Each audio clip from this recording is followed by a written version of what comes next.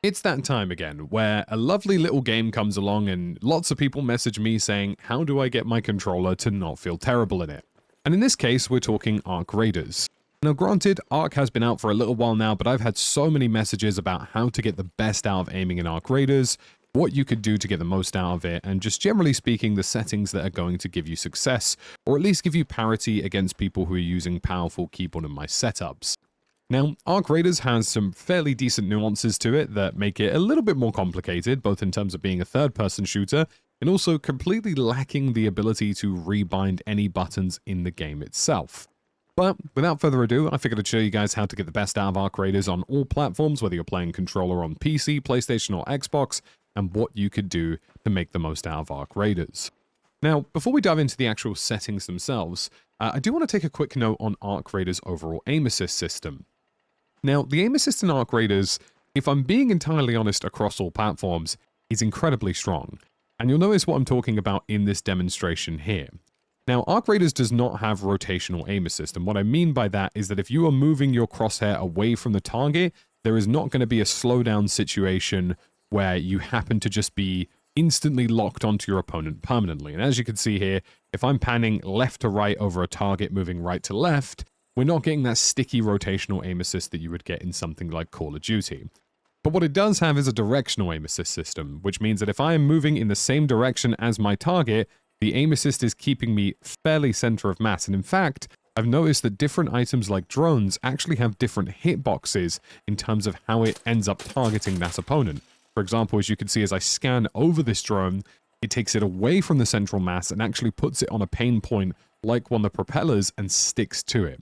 Now again, if I am panning away from that target entirely, that system does not work very well. But if I'm staying in line with that target and moving directionally in the same direction as the target, you can see that the aim assist is incredibly powerful. Now, on human targets, the hitbox seems to primarily focus on central mass, as you can see here. If I move around this target, you're going to see that it's focusing predominantly on the general body of the character. But if I kick it up into a headshot, you can see that it does pretty much stay there. You do need some actual aim skill in Arc Raiders to get the most out of your weapons on controller. This game isn't going to do everything for you, but if your target is moving right and you happen to be moving your crosshair right with them, you're going to notice that the aim assist is pretty powerful. In fact, you can see in this instance here, as I try and pull away from this dummy, it's actually almost trying to redirect it back onto the target. And that's because I have my dead zones down at 0, so you can really see the game struggling to understand what the goal is here.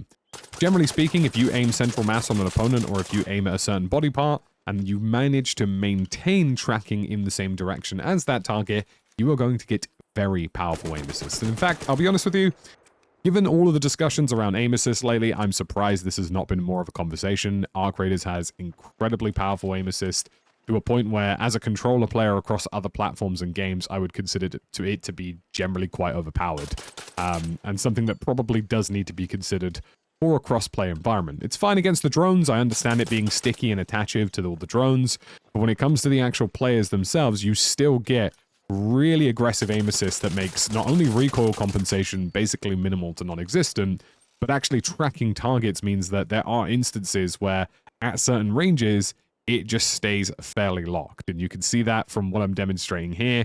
I'm moving my stick slowly away from the edge of this guy's head, but it's dragging it back towards the target to make sure that I stay on target. In terms of actual aim assist ranges as well, the aim assist ranges do tend to be incredibly strong.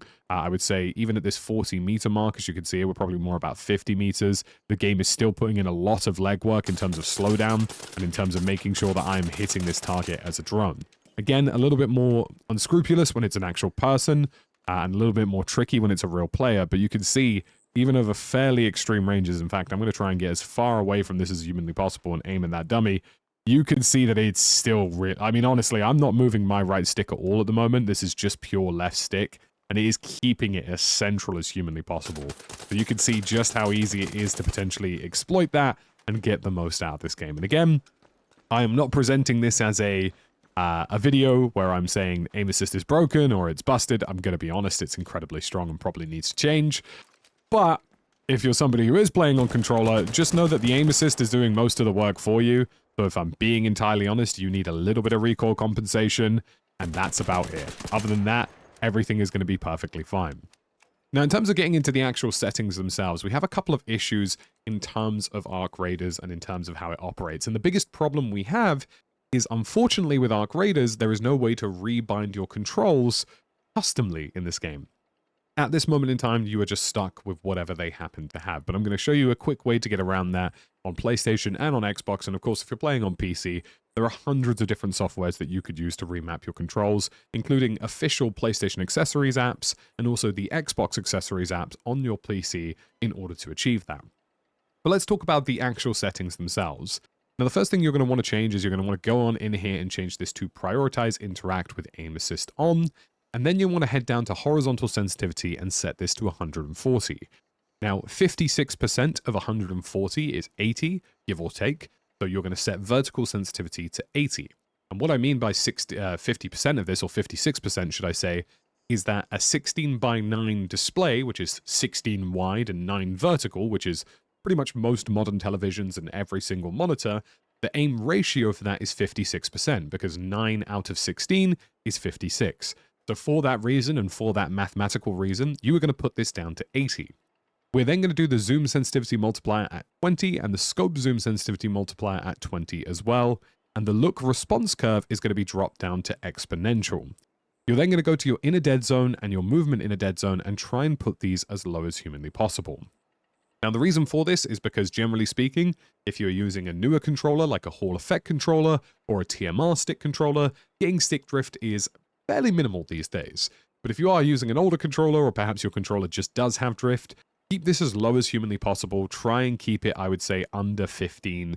If you can get it as low as 0 like I can without introducing any drift, that's fantastic. If you are using a TMR stick controller or a Hall Effect stick controller, do be aware that those controllers still can get drift, and you do have to recalibrate those. So make sure you look at your controller's various manuals or sales guides in order to understand how that works. In terms of horizontal look boost, we're putting this up to 10%. And what this does is it's going to give us a really fast left and right pan around, as you can see, as we sort of move around the world, which is what you want. You know, you want to be able to look around and snap left and right really quickly to make sure you can see what's going on around you. But this only applies horizontally in the third person and doesn't apply when you're firing, which slows down ever so slightly, and doesn't apply when you are zoomed down sight.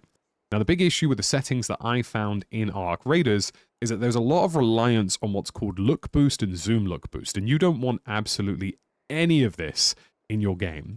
The horizontal look boost, when you're just looking around in the third person, is absolutely welcome, and I wouldn't even have a ramp up time for that at all. If you're somebody who prefers even more boost and you want to look around even snappier left and right, you want to get that up to maybe 30, give or take, to give you a faster left and right field of view, you could probably increase your ramp-up time to something in and around 0.4 just to make it feel a little bit more natural so that it doesn't feel like you're just instantly swinging around your camera instantly.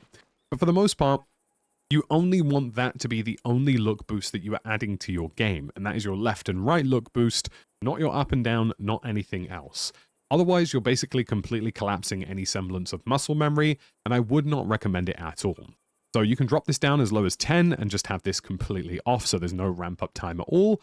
Or you can have a slightly higher value like 30 to 40 and have a small ramp up value to, again, make it feel a little bit more natural and not make it feel like you're getting this sort of instantaneous mouse movement, which perhaps feels not quite controller-esque. Now, you do want to try and get as close as you can to a really fast, snappy input akin to something like a mouse, but if you do it too unnaturally, you just find that, in my view, it slows down everything and it makes your general sensitivities feel terrible, and you don't want there to be a massive gulf in between your hip fire and then your zoom ADS, because if your zoom is radically different to your hip fire, that's going to send your sensitivities all over the place.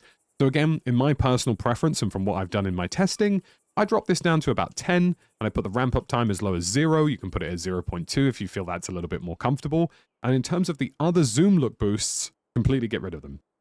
You don't want any artificial acceleration or extra input in relation to you actually aiming down sight with your controller, because it's going to completely throw off everything that you do. With this system that you see right now on screen, you can see that I'm allowed to move around left and right really quickly with no particular trouble. But in terms of actually aiming down sight and fighting opponents, it slows down by about 10 to 20% based on my hip fire, and there is no artificial boost being applied. Now, if you truly want one-to-one parity, you could hypothetically introduce a small amount of horizontal look boost whilst ADS'd, but in my experience, that's not really worth it. The aim assist in this game is so incredibly strong that it's going to be doing a lot of the legwork for you, as horrible as that sounds, so introducing any excessive sensitivities on that doesn't make a lot of sense. And you can see, as somebody who's a very experienced controller player, I can get a lot out of this game very quickly. Having your dead zones down as low as possible, like I've mentioned in the settings video, also makes it easier to micro-adjust between different components of different drones in the game and different arcs. So targeting different wings, for example, and targeting different central masses. It makes that adjustment on the fly just that little bit more easy. But that's about it for these settings. Now, the next thing that we're going to talk about is actually remapping your controls. And there are different options for this, both on PlayStation and on Xbox. Now, unfortunately, in-game, there is no way to remap the controls that you have available to you. That is all you can presently do. Now, the way to get around that is to use either the profile option on Xbox, which you'll briefly see on screen here, or the accessibility option on PlayStation to get around those situations. If you're on PC, you can use either the PlayStation Accessories app or the Xbox Accessories app, or even a third-party software that allows you to remap your controls in order to get into that and change the actual binds themselves. But if you're on PlayStation or Xbox, there are still options in terms of accessibility to rebind some things, so you can play around with different things that you would want. For example, in my experience, I actually switched the shoulder swap key to circle and then actually had the crouch and dodge roll clicked into R3. Now, if you have paddles as well, or if you're using a custom controller like a Scuff, or if you're using a third-party controller like a Razer, paddles are going to give you infinitely more options, and I would highly recommend having, again, a situation where crouch and roll is not on a circle button. If you can get it onto something like a paddle or something that feels a little bit natural, like one of the L3s or R3s, and then swap sprint to something else, I think that's a better system in-game. Those are the only changes I would really make at this point in time. If you're somebody who uses a lot of push-to-talk or proximity chat in the game, it might be worth you also binding that to a paddle or a custom button if you have that available to you. And a pro tip for people on PlayStation, especially those of you using those controllers on PC, there are 5 individual swipes on the touchpad that can also be utilized, both clicking into the touchpad and the 4 individual swipes up, down, left, and right that can be rebound to apply to this game. So that's about it for this video, folks. That is it for the best settings in Arc Raiders.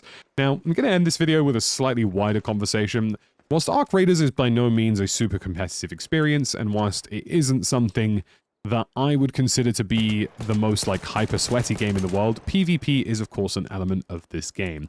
And I will say at this moment in time, as somebody who plays controller on most other shooters, including Battlefield, but also somebody who plays controller, just generally speaking, and understands the differences between keyboard and mouse as a mixed input player, the current situation in Arc Raiders is incredibly strong. It is strong to what I would consider an unbalanced fault in a crossplay environment, and you can see just how much work. Let me shoot these off. You're going to see this. I'm going to shoot this off the side. Just watch how much it wants to stay on that target, even though that target has now fallen off the side. It's honestly a really aggressive system, and you can really feel it when you actually play the game, just how much the aim assist wants to do things for you. And I do think it is probably on the problematic side. I think Arc Raiders needs a reduction of about 50% in terms of aim assist strength, in terms of how it's currently handling its system. But the good news is for you controller players out there right now that the game is what I would consider to be strongly sided towards controller for PvP combat, but probably sided towards everything else in terms of looting on keyboard and mouse and things like that. So perhaps some of the get out of situations, or, loot someone quickly and get out situations are a little bit faster on that input. But at the moment, I do think there is a bit of a balance issue that currently presents itself in this game. So that's about it for this video today, and I hope this made your Arc Raiders aiming experience and shooting experience on a controller dramatically better. And if it did, make sure you drop a like, make sure you subscribe. We're on the road to 200k, and make sure you catch some of our Arc Raiders live streams as well in between our Battlefield content. And I will catch you again in the next one.